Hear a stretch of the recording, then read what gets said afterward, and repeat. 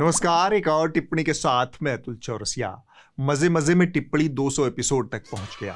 इसके लिए आप सभी दर्शकों का बहुत सारा शुक्रिया और प्यार। इसे बनाए रखें। आपके लाइक, शेयर और सब्सक्राइब से हमारा हौसला बढ़ता है। हमें आपके समर्थन की ज़रूरत है ताकि विज्ञापन मुक्त पत्रकारिता का यह सफ़र 300, 400, 500 एपिसोड तक यूं ही चलता रहे। विनेश फोगट ओलंपिक कुश्ती के फाइनल में पहुंचने के बाद डिस्क्वालीफाई हो गई। विनेश का वजन तय मानक से 100 ग्राम ज्यादा निकला। इस तरह भारत एक शर्तिया मेडल पाने से चूक गया।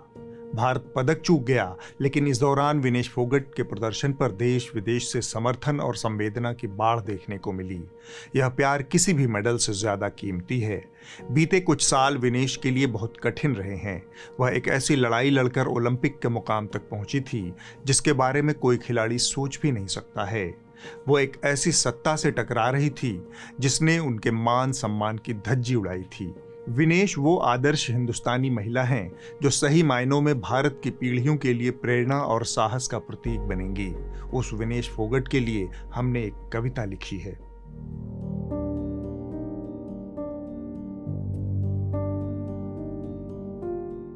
सृष्टि जल से निर्मित हुई, सिर्फ मनुष्य नहीं समूची सृष्टि। क्षित जल, पावक, गगन और समीर, पंचभूतों में सबसे जरूरी तत्व जल। मानव की यात्रा जल की यात्रा है। इसी जल से आदिम प्रजाति अमीबा जन्मा। सभ्यताओं का विकास पानी के किनारों पर हुआ। नगर नदियों के किनारे विकसित हुए, गांव ताल तलैयों के आसपास। रहीम ने कहा, पानी गए न उबरें, मोती मानस चून। फिर भी पानी से उबरने का तप कर रही थी विनेश। तुमने पानी का अंतिम कतरा अपने शरीर से निचोड़ दिया। पंचभूतों का एक तत्व तुम्हारे शरीर से खत्म हो गया। तुमने अपने शरीर को उस मुकाम तक खींचा जहां टूटने पर कोई गांठ कभी उसे जोड़ नहीं पाती। तुम समय और शरीर दोनों से लड़ रही थी, क्योंकि 100 ग्राम कम करना था। ये दुनिया का सबसे भारी 100 ग्राम बन गया। सबसे कष्टदायी 100 ग्राम, 100 करोड़ उम्मीदों पर भारी 100 ग्राम। लेकिन हम जानते हैं तुम सिर्फ 100 ग्राम के लिए नहीं जूझ रही थी। तुम मैथिली शरण गुप्त की उस औरत की लड़ाई लड़ रही थी जिसका आंचल दूध और आंखें पानी लिए युगों से अभिशप्त हैं। तुम निराला की उस औरत के लिए भी लड़ रही थी जो इलाहाबाद के पथ पर आज भी पत्थर तोड़ती है। चढ़ रही धूप में, गर्मियों के दिन, दीवा का तमतमाता रूप, झुलसाती हुई लू, जलाती हुई देह के बीच तुम 100 ग्राम वजन घटाने के लिए लड़ रही थी। ठठरी देह वाली औरतों की प्रचुरता वाले समाज में तुम अपनी देह को थोड़ा और गलाकर उन्हीं औरतों सा बन जाना चाहती थी। तुम लड़ रही थी लोहिया की उस सड़क के लिए जिसके खामोश होने पर संसद आवारा हो जाती है। तुम लड़ रही थी ताकि अय्यारी, मक्कारी, अनैतिकता और दुरभिसंधियां स्वीकार्य सत्य न बन जाएं। आत्म पर विश्वास, उन्नत ललाट, सीधा सिर और तना हुआ सीना सिर्फ किताबी आदर्शवादी बातें बनकर न रह जाएं। विनेश सिर्फ शब्दकोश में पवित्र और सात्विक का पर्यायवाची बनकर न रह जाए। समाधियां उनकी भी बनी जो नहीं लड़े, जिन्हें डर था कि कहीं मारे न जाएं, पर तुम लड़ रही थी। यह अटल सत्य भारत के मस्तक पर ध्रुवतारा बनकर दर्ज हो गया। तुम जीत गई।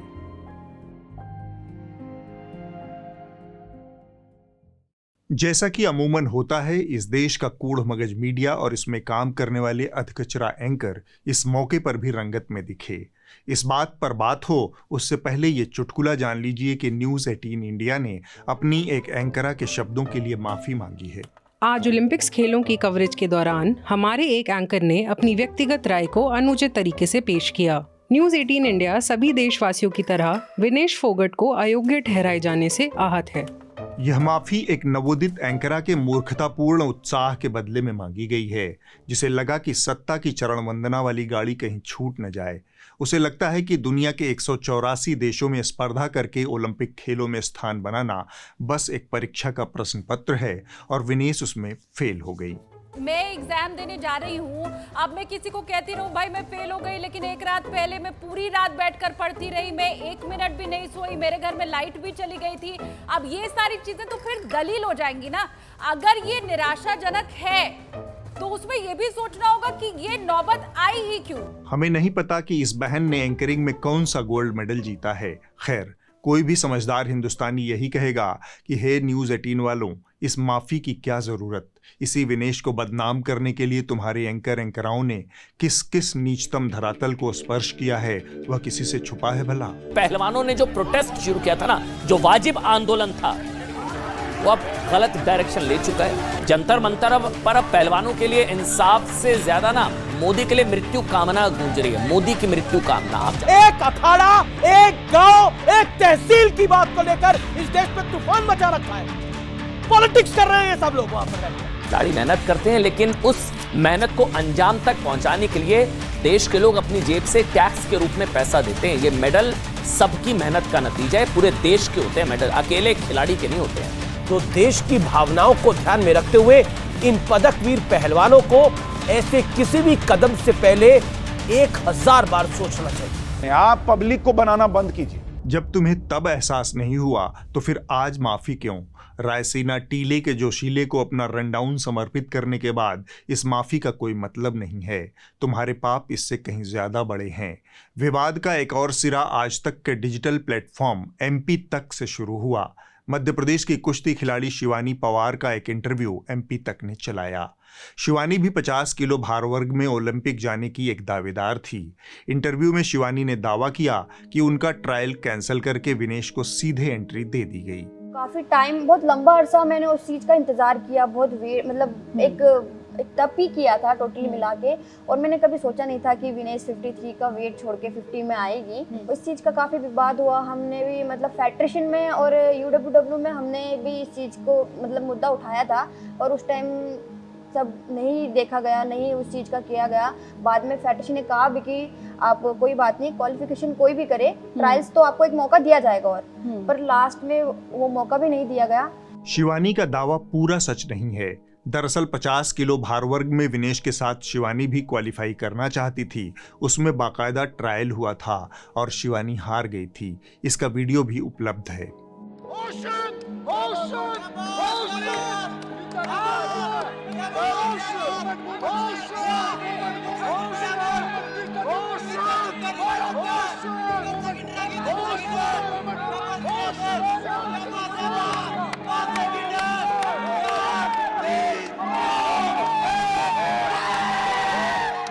तो फिर शिवानी ने गलत बयानी क्यों की? यह जांच पड़ताल का विषय है, पर हम देश के लिए खेलने की इच्छा रखने वाले किसी भी खिलाड़ी को आरोप प्रत्यारोप के कीचड़ में घसीटना नहीं चाहते।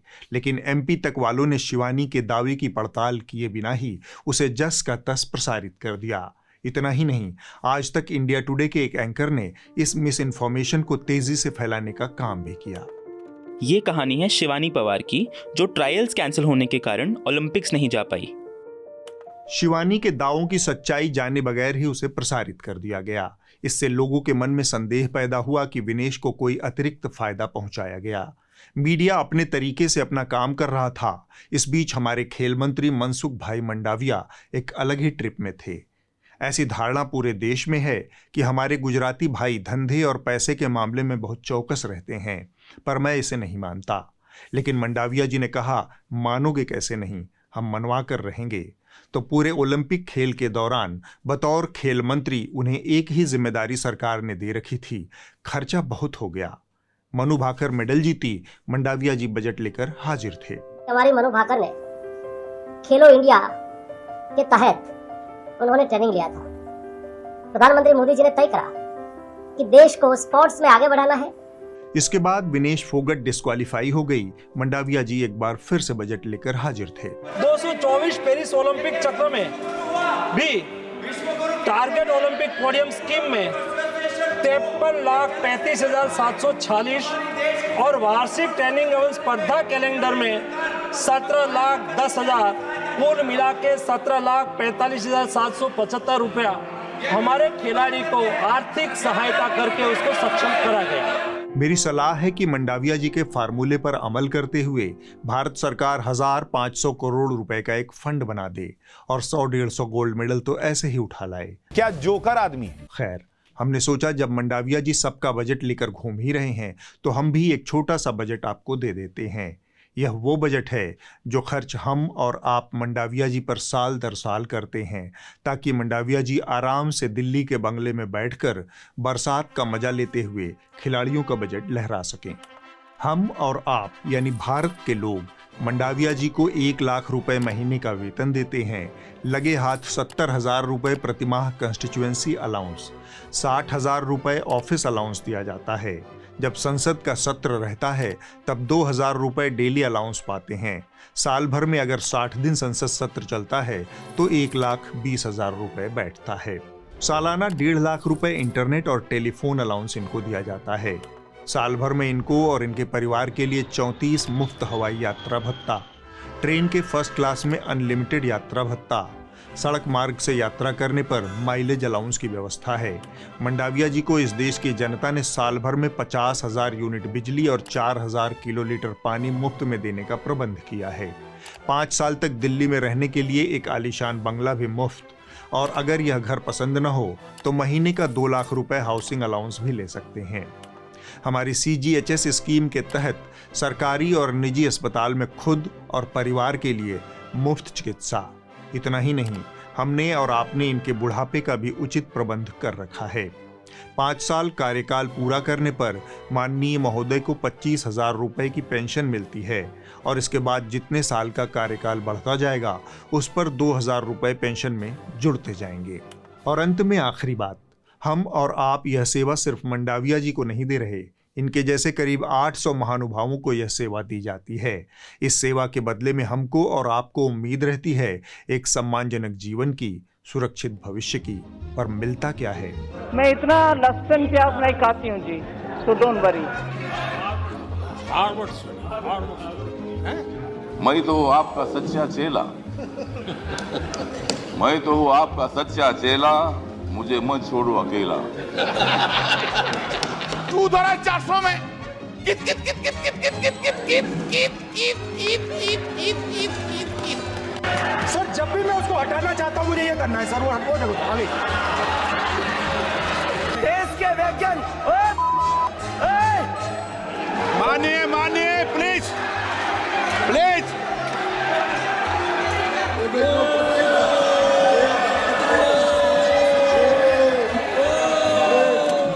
मंडाविया जी से धनखड़ जी पर बढ़ चलते हैं। बीते कुछ समय से संसद के अंदर आमजन के मुद्दों की चर्चा कम, तू तड़ाक जात की बात ज्यादा हो रही है। ताजा विवाद समाजवादी पार्टी की सांसद जया बच्चन को उनके नाम के साथ बारंबार अमिताभ बच्चन का नाम जोड़ने पर हुआ है। मामला उपराष्ट्रपति और राज्यसभा के सभापति जगदीप धनखड़ और उपसभापति हरिवंश नारायण सिंह का है। श्रीमती जया अमिताभ बच्चन जी। इस विवाद की शुरुआत 29 जुलाई को हुई। इस पर जया बच्चन ने आपत्ति जताई और उपसभापति हरिवंश को समझाया भी कि महिलाओं का अपना एक अलग अस्तित्व होता है। सर सिर्फ जया बच्चन बोलते तो काफी हो जाता। यहाँ पूरा नाम लिखा था इसलिए मैंने रिपीट किया। ये जो है कुछ नया तरीका निकला है कि महिलाएं जो है अपने पति के नाम से जानी जाएंगी, उनका कोई अस्तित्व नहीं। क्योंकि यहाँ नाम दर्ज है। नहीं सर, इसलिए मैंने कहा उनकी कोई उपलब्धि नहीं है। इस आपत्ति के बाद भी चेयर ने वही रवैया अपनाया। इससे यह संदेह पैदा होता है कि चेयर जानबूझकर महिलाओं से जुड़े एक संवेदनशील मसले को बार बार उछाल रहा है। जगदीप धनखड़ हल्के फुल्के अंदाज में बुरी लगने वाली टिप्पणियां करते रहे। Supplementary number 4, Shrimati Jaya Amitabh Bachchan. Jaya Amitabh Bachchan is the last speaker on this point. Chair से बारंबार एक ही गलती दोहराने के बाद जया बच्चन ने कड़ा विरोध दर्ज करते हुए कहा कि वो एक कलाकार हैं, टोन और बॉडी लैंग्वेज को अच्छी तरह समझती हैं। मैं कलाकार हूँ, बॉडी लैंग्वेज समझती हूँ, एक्सप्रेशन समझती हूँ। और सर मुझे माफ करिएगा मगर आपका टोन जो है is not accept. We are colleagues sir, you may be sitting on the chair. इसके बाद धनखड़ जी ने भी बहुत कुछ कहा जिसे यहाँ दोहराने का कोई मतलब नहीं है। मोटी बात यह है कि समय बदल गया है। धनखड़ जी या हरिवंश जी पुराने दौर के लोग हैं। यह बात स्वीकार करना थोड़ा मुश्किल होता है। खासकर पैट्रियार्की में पले बढ़े पुरुषों के लिए। यह मीटू और उत्तर स्त्री आंदोलनों का समय है। अब एक महिला की पहचान और उपलब्धियों को पुरुष, पिता, परिवार और भाई के चश्मे से देखना बंद करने की आदत डाल लेनी चाहिए। धनखड़ जी जितना जल्दी यह सीख लेंगे, भारत की संसद और उसकी संसदीय प्रक्रियाओं के लिए उतने ही गर्व की बात होगी। तकनीकी तौर पर सही होते हुए भी धनखड़ जी और हरिवंश जी को याद रखना चाहिए कि कभी संसद भवन में वो प्रधानमंत्री नरेंद्र दामोदर दास मोदी कहकर नहीं बुलाते। उनका प्रचलित नाम ही पर्याप्त है। तो जया बच्चन के लिए भी वही मानक अपनाया जा सकता है। इस विवाद से चेयर की प्रतिष्ठा पर धब्बा लगा है।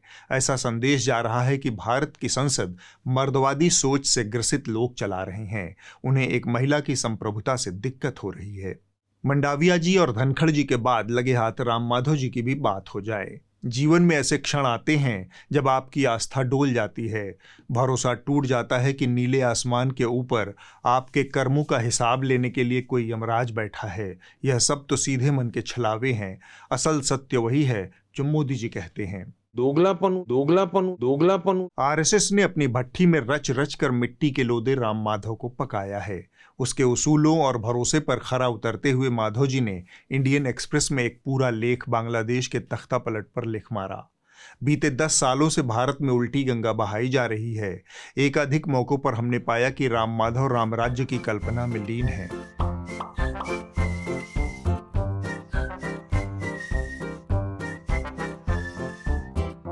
राम माधव जिस संघ परंपरा में दीक्षित प्रशिक्षित हुए हैं, वहां रामराज्य भी दूसरे पायदान पर आता है। पहले पायदान पर हमेशा हिंदू राष्ट्र ही आता है।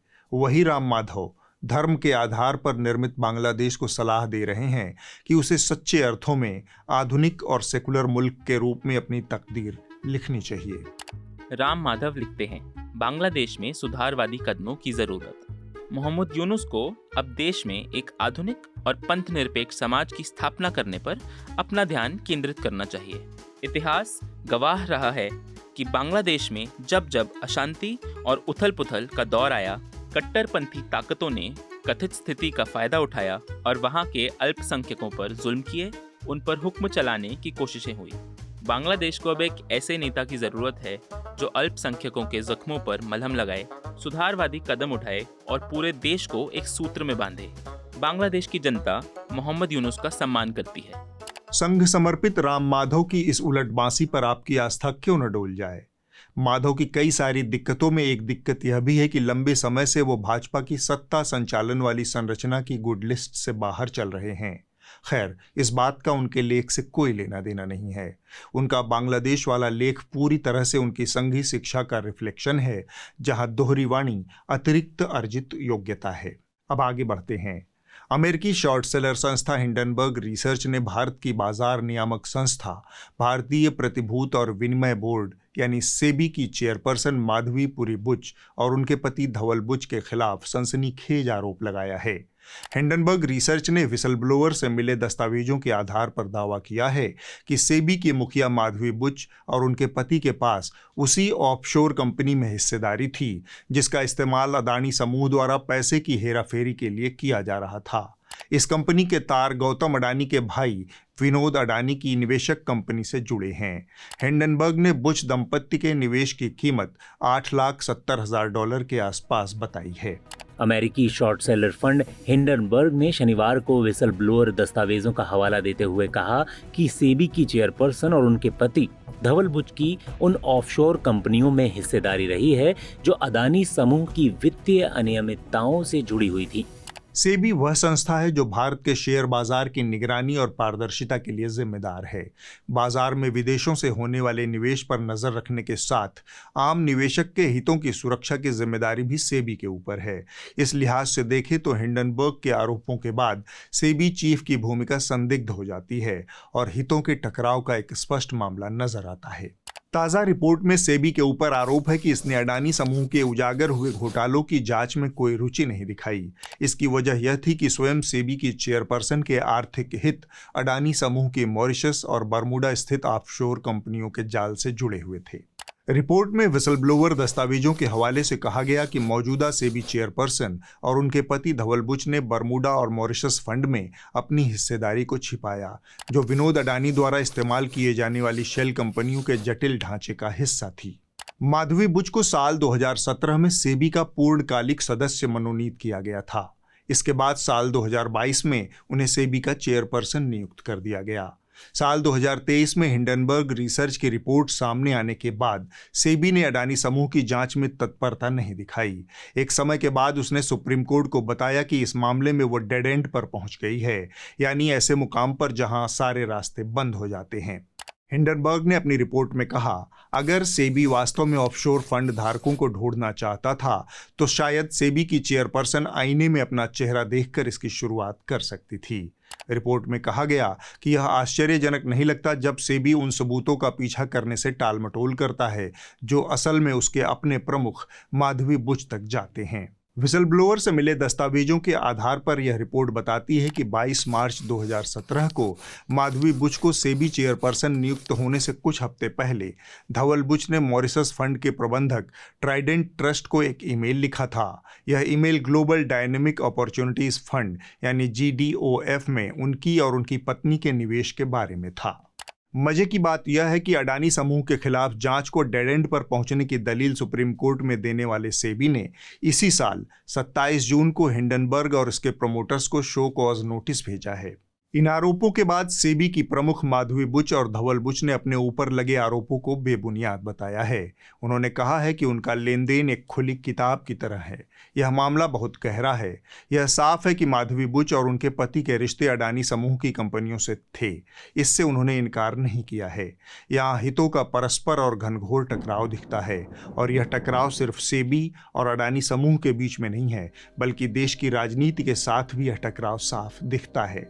प्रधानमंत्री नरेंद्र मोदी के साथ अडानी समूह के करीबी रिश्ते जग जाहिर हैं। माधवी और उनके पति का अडानी समूह के साथ वित्तीय रिश्ता पहले से था। सेबी के सदस्यों और चेयरपर्सन की नियुक्ति प्रधानमंत्री करते हैं। इस कोण से जब आप अडानी घोटाले को देखेंगे तो कुछ जरूरी सवाल पैदा होंगे। क्या प्रधानमंत्री को यह बात पता थी कि जिसे वो सेबी का चेयरपर्सन बना रहे हैं उसके अडानी समूह के साथ वित्तीय रिश्ते हैं? क्या वित्तीय रिश्तों के चलते सेबी ने अडानी समूह के खिलाफ जांच को डेड एंड घोषित कर दिया? क्या सेबी का पूर्णकालिक सदस्य और फिर चेयरमैन बनने से पहले माधवी बुच ने अडानी समूह के साथ अपने वित्तीय रिश्तों को सरकार के सामने डिस्क्लोज किया था? जब अडानी समूह की जांच पहली बार बुच के सामने आई तब उन्होंने बतौर सेबी चेयरपर्सन क्या किया? क्या उन्होंने खुद को इस जांच से अलग करने का विकल्प चुना? क्योंकि जिस ऑफशोर कंपनी में माधवी बुच की हिस्सेदारी थी उसी कंपनी के एक अन्य निवेशक के ऊपर धांधली का आरोप लगा था। क्या माधवी ने सेबी बोर्ड या अदालत को इस बात की जानकारी दी कि उन्हें जिस व्यक्ति या कंपनी की जांच करने के लिए कहा जा रहा है उसके साथ उनका और उनके पति का वित्तीय रिश्ता था? उनके तार विनोद अडानी से जुड़े थे और यह भी कि 2022 तक यानी उनके सेबी चेयरपर्सन बनने तक यह वित्तीय रिश्ता जारी था। शेयर बाजार में आम आदमी का भरोसा सेबी के पेशेवर रवैये, ईमानदारी और संस्था की विश्वसनीयता पर निर्भर करती है। यह विश्वसनीयता सेबी का नेतृत्व करने वाले व्यक्ति की ईमानदारी से सीधे जुड़ी होती है। इसलिए सेबी और इसके नेतृत्व की ईमानदारी हर संदेह से परे होना चाहिए। इन तमाम आरोपों और विवादों के बीच में हम सेबी की वह तेजी भी देखते हैं जब वो अडानी समूह के खिलाफ चल रहे 24 में से 23 शिकायतों की जांच पूरी कर देता है। सुप्रीम कोर्ट में एफिडेविट जमा कर दिया जाता है। सिर्फ एक मामला चल रहा है। क्या यह सिर्फ संयोग था या फिर प्रधानमंत्री, अडानी समूह और बुच दंपत्ति मिलकर कोई प्रयोग कर रहे थे? जाहिर है इन सवालों के जवाब थोड़ा मुश्किल हैं। अब आप इस हफ्ते की रिपोर्ट देख लीजिए। जो कही जा रही थी बातें कि अंदर में भी सोशल डिस्टेंसिंग का। इस हफ्ते की रिपोर्ट चलचित्र अभियान नामक यूट्यूब चैनल से है। यह कहानी है जिला शामली के चुनसा गांव में रहने वाली ज्योति की, जिसने ईंट भट्ठे पर मजदूरी करते हुए 12वीं में 91% अंक लाकर अपना स्कूल टॉप किया। ज्योति ने बताया कि भट्ठे पर काम करते हुए उसने पढ़ाई जारी रखी। भविष्य में ज्योति सिविल सर्विस की तैयारी करना चाहती है और देश की सेवा करना चाहती है। इतनी मेहनत करूंगी कि ताकि मेरे भाई बहन भी अच्छे मुकाम हासिल कर सकें और मेरे पेरेंट्स को भी ये काम न करना पड़े। और आस भी लगी रहती, मेरे पेरेंट्स मुझे या अपना इकलौता सार मानते थे कि यही हमारा भट्टा छुटाओगी, यही कुछ करेगी। पढ़ाई मेरा एक ऐसा हथियार है जिससे मैं अपनी पहचान बना सकूं, अन्यथा कुछ नहीं है। मैं तो समाज को सिर्फ यही कहना चाहूँगी कि लड़कियों को जितना हो सके ना उतना पढ़ाओ। कहते हैं ना कि छोटे छोटे परिवर्तन से एक बड़ा चेंज आ जाता है। न्यूज लॉन्ड्री एक प्रयास है पत्रकारिता को विज्ञापन के दबाव से आजाद रखने का। हम किसी तरह का विज्ञापन नहीं लेते, न सरकारों से न कॉरपोरेशन से। हमारा विश्वास है कि जब आप पत्रकारिता में निवेश करेंगे तब यह आपके हित में काम करेगा। हमारा सहयोग करें, न्यूज लॉन्ड्री को सब्सक्राइब करें और गर्व से कहें, मेरे खर्च पर आज़ाद हैं खबरें। नमस्कार।